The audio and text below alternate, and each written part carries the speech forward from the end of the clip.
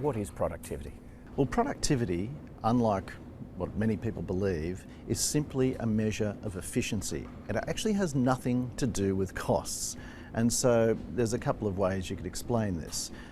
If you were asked to go and dig up the local football field and you were given a shovel, you could probably take, 6 months or a year to finish the task. If you were put on a modern, earth-moving bit of machinery, a massive, one of Kerry Stokes' big Caterpillar trucks, for instance, you'd probably be able to do it in less than a day. Now that's productivity gain. So instead of taking a year, you've taken 1 day.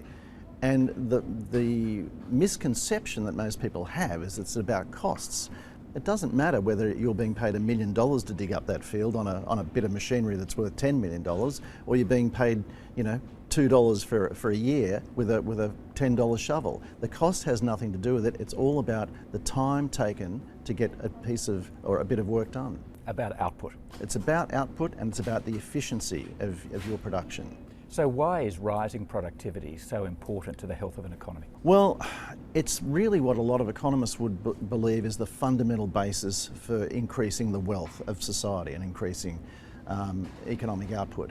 If you look at a very third world country, a lot of labour involved, very small output. As an economy develops, you get better technology, the wealth of society increases because people are producing more in a shorter period of time.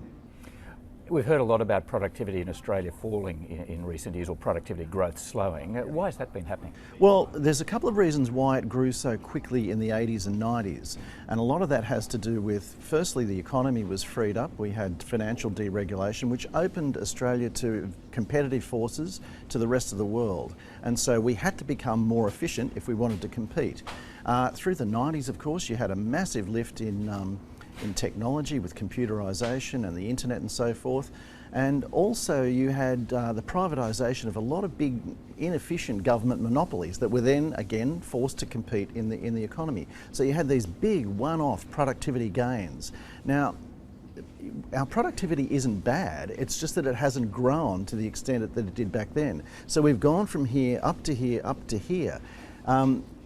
We have slipped back in some ways in the last couple of years, and to explain that, I'll have to explain to you that most people believe when you're talking productivity, you're simply talking about labour, and that's not completely true. Well, that was going to be my next question. Is it just technology that lifts productivity, or are there other things as well? Technology is the main thing, but as I said, if you become more competitive, if you're open to more competitive forces, as we did in the 80s and 90s, that has a big impact as well. But there are 3 factors of production, what economists would call, and that's land, labour and capital. And labour is the only factor of production that comes with a human being attached. So that if you want to cut my wages, which is now the general sort of thinking on how to increase productivity, I'll probably sit back and go, I'm not going to give 100%. So my productivity will drop if you cut my wages. What's gone wrong with our productivity in the past decade has really, a lot of it's got to do with the mining boom. We've had huge amounts of money, billions upon billions of dollars invested into mining, into new mines and into expanding old ones, and that investment has gone in. Nothing's come out. That's exactly, it takes years for the production. So you've got the investment, you've got the capital employed, but the production is only just starting now. So our productivity, our capital productivity, has declined to an alarming point.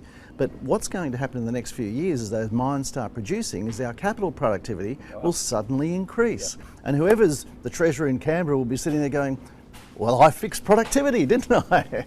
Speaking of fixing productivity, we hear business leaders and economists talk all the time about the need to raise productivity, and you touched on it in that answer. And then on the next breath, they talk about cutting wages and cutting penalty rates. I mean, clearly, as you've just expressed, that thinking is totally wrong. Well, look, executives on their own don't believe in it because they're often, they have themselves awarded short-term incentives, long-term bonuses, all kinds of bonuses and extra payments to produce it for a better output.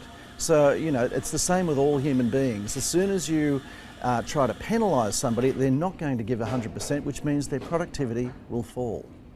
So just to wrap it up, very simple terms, productivity is about output and nothing else. It's about efficiency. It's got nothing to do with costs.